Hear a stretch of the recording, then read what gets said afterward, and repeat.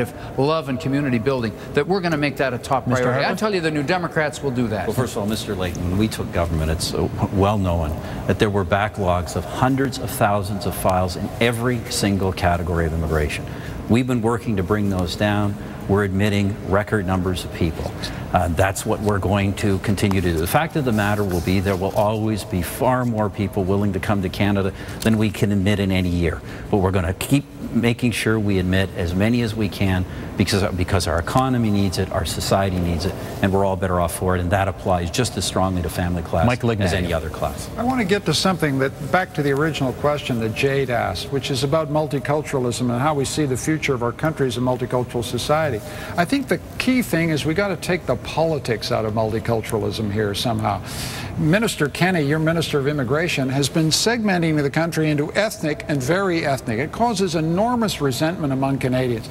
Newcomers to our country who become citizens, the thing they most want to be treated as is a Canadian. A Canadian is a Canadian. We're going to have a great future as a multicultural country if we work on that basis. Equality of rights, equality of responsibilities, competence in the two official languages. That's the ground that will create a stable multicultural society. But if we start micro-targeting communities and putting one community against another, the way Minister Kennedy's been doing, that's going to break up a multicultural society. Well, I've made it my objective since we formed the new Party of Canada to make sure our party is present in all cultural communities of this country. That's what Minister Kenney and so many other of our members have been doing. It has been successful. More and more new Canadians are voting for our party. Obviously encourage them to do so. I think there are a lot of small C conservatives out there who should become big C conservatives, but we respect their choices, and we respect the right of every party, Liberal, New Democrat, every party, to go out and try and get Canadians no matter what their different ethnic background. That's what we're doing. That's what we should all do. Okay, gentlemen, thank you. That is the end of that segment. We now go to question 5. This is the justice system. This segment will feature Michael Ignatieff having the first reply, Gilles Duceppe having the second reply. Let's look at the tape now from Gibsons, British Columbia. Roll tape. Hi, my name is Len Gold. I'm a resident of Gibsons, BC, and my concern is safety for people in this country, being able to walk down the streets at night and being safe in their homes. And I'd like to know what the government plans on doing, dealing with the criminals and the light sentences being handed down to them by the courts. Mr. Ignatieff, you're up first. Well, Len, you're a lucky man if you live in Gibsons, BC. First of all, here's what we shouldn't do. We shouldn't import failed criminal justice policies from the United States.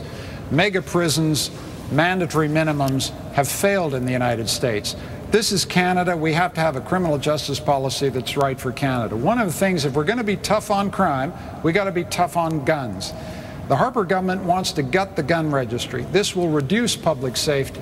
We need to invest in crime prevention. In the Lower Mainland, gang violence is a huge problem, and that may be what our friend from British Columbia is worried about. We have to give the police the tools to get tough on these drug-related gangs and lock them up where we need to. But the key thing here is we've got to learn from the failures of American criminal justice policy and get tough on guns, invest in crime prevention, and provide better victim services. That's being smart on crime, and that would be our approach. Monsieur Duceppe.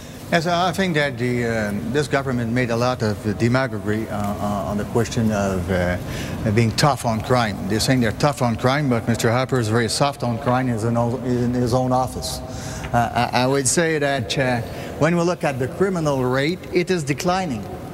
The American model imported in Canada would be an important area. We just can't accept that. And it seems their philosophy is more guns and big prisons. And I think this is a very dangerous social cocktail. We have, on the other hand, to be responsible. And when I look at what the Bloc did in the past with the anti-gang law, the early release was up at 1/6 of the sentence, and you refused that twice. This is why Vincent Lacroix went out of prison. And we proposed those things, and I think that was responsible. But trying to eliminate the gun registry, I think, is an error that will affect all the Canadian and the Quebec societies. Policemen are saying so. Almost everybody in Quebec is saying so. Mr. Ignatieff. Well, one of the places when I talk about let's make criminal justice policy in Canada, one of the places we can learn from is Quebec's policy on young offenders, what you call the jeunes contrevenants. I mean, that's the kind of emphasis on rehabilitation for young offenders that we need. We've got to get balance in our justice policy. When people commit criminal violence, crimes of violence against individuals, they've got to do time. There have got to be consequences for actions that threaten public safety. But we've got to give the police resources, we've got to maintain an integral gun registry, we've got to work on rehabilitation for young offenders. I mean, it's not an unimportant fact that so many people in our prisons haven't even finished high school. We got to think about what that means. Invest in education, make sure people get on the right path before they go off the wrong. This is the kind of balanced policy that we haven't seen from the Harper government. Yes, but when you're talking about the young offenders, I remember that the first party to modify that law was the Liberal Party, and you supported it. The NDP was also supported that. I think that was an error denounced by the National Assembly in Quebec. And I think our system in Quebec is good. There's a good rate of rehabilitation in Quebec. But one thing I'm very worried about is that Mr. Harper said that he won't come back on abortion, neither on capital punishment. But we all know the tactic they use. They don't come with a proposal made by the government, but one of their members is coming with a private member bill, and then supported by most of the Tories, if not all of them.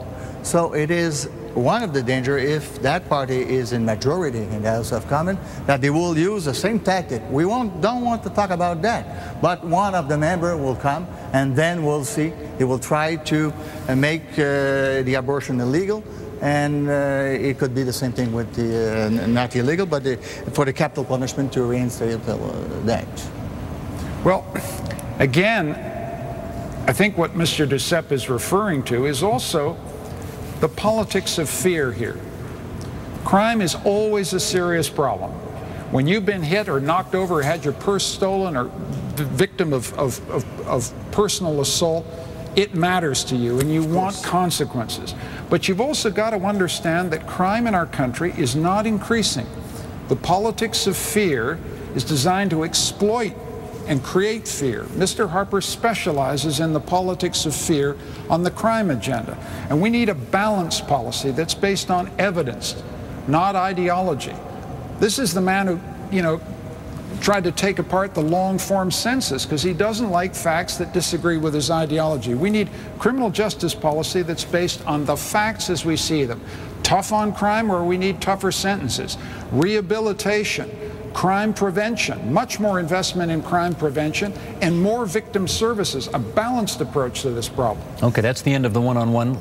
You seem to be a feature of the one-on-one there, so why don't I give you the first shot at it? Let me respond to that and to Len's question. I mean, Len is right in saying that while Canadians support and do want a very balanced system when it comes to criminal justice, that balance has been tilted. Rehabilitation is important, but it's also important that the punishment fit the crime. We've had important bills before Parliament for years that until very recently the other parties said they supported. They obviously don't. We have bills to have mandatory penalties for gangs that involve organized drug crime, for sexual predators. We want to repeal the situation where serious criminals can get pardons automatically. We want to be able to give store owners like David Chen the right to defend themselves without being charged. These are bills that are sitting before Parliament that Parliament will not pass.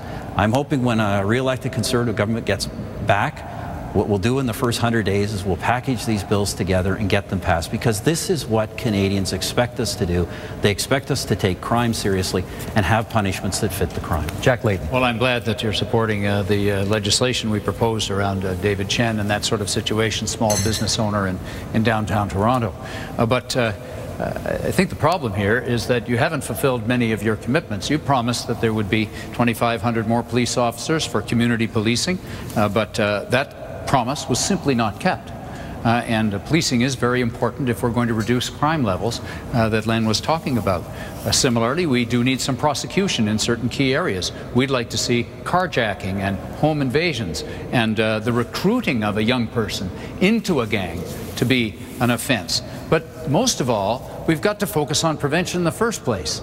You've got to prevent the crimes from taking place if ultimately you're going to reduce crime levels the way we all want to. And that means strong support for programs for young people all over the country. Because if we give young people a positive choice when it comes to what they're doing after school, for example, so that when some troublemaker comes up and tries to tempt them into that life of crime with the bling and everything else that goes along with it, that they've instead got something very, very positive to do.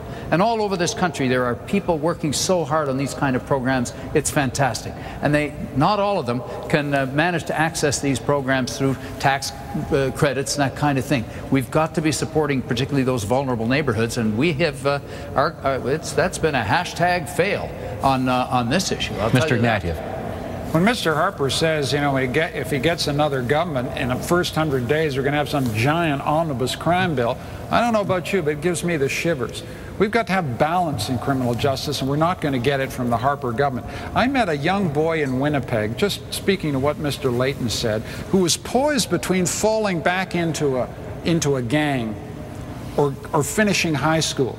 That's the critical pivot moment in crime prevention strategy. If you can get that kid through high school with incentives so that if he gets a learning passport so he can go to college or university, you may save him from falling back into a gang. If we're serious about crime, we got to think about that young person and get the pivot right so he makes the right choice instead of the wrong choice.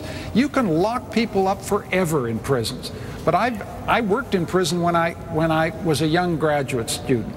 I worked with lifers. I'm utterly unsentimental about criminals. But the one thing I know about prison is prison makes almost everybody worse who's in there. And that's what we've learned from the United States. You keep building mega prisons, you keep slapping people in there forever in the slammer with mandatory minimums, you're going to end up with more crime problems, not less. We got to get a joined up adult strategy based on real evidence, and that's what we haven't had from the Harper government. Mr. Harper.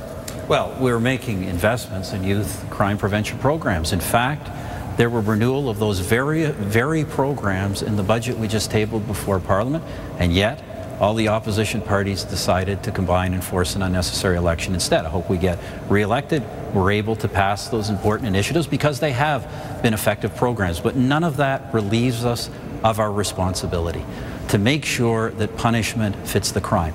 As Len says, that is simply not the case in too many instances in government today. We've put forward measures before Parliament to deal with those. Canadians have long said we want those passed. We will make sure they do get passed. Monsieur Doucette. The problem with your attitude is instead of debating and having experts coming to the committees, explaining their point of view, and taking the time to change things, some of the things have to be changed. But you're trying to put everything in the same bill. Just like the sixth of the sentence, that could have been done a lot before. You were refusing just for political reason, not to give us the credit of having proposing it. I think this is not the attitude, how to work and face those huge challenges of living and having in a society and having the liberty and at the same time justice. And at the same time punishing those who deserve to be punished and respecting those who are the victims. And you mixed everything with a philosophy, it's your way or no way. That's the problem. You're not consulting people, you don't want to debate those things. This is always a problem. That's simply not true. On the very measure you raised, there was a Conservative bill before the House to end that practice. There was a Bloc bill before the House. We sat down, we negotiated something we could both live with. Obviously, I wanted something that would have been stronger, but nevertheless, what we did is we ended the practice. And Canadians have to understand this. We ended a practice where a huge number of offenders served 1/6 of their sentence, and they were automatically released from prison after 1/6.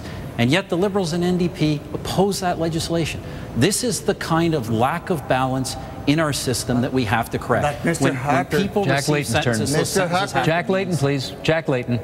I mean, first, I just have to say, I don't know why we need so many more prisons when the crooks seem so happy in the Senate. But there are some very important issues that we haven't yet talked about here. First of all, violence against women. This requires specific and direct attention by the Parliament of Canada. And we would urge that that happen. And of course, one way that might happen is if we had a lot more women in Parliament. And I'm pleased to say that we have now just nominated the largest percentage of women ever in the history of Canada in the New Democratic Party, and hopefully that will help. But the other is we've got to tackle some of the underlying issues. If you talk to the leadership of Aboriginal communities, First Nation, Métis and Inuit, they cry out for just decent housing so that they don't have 3 and 4 families crammed into a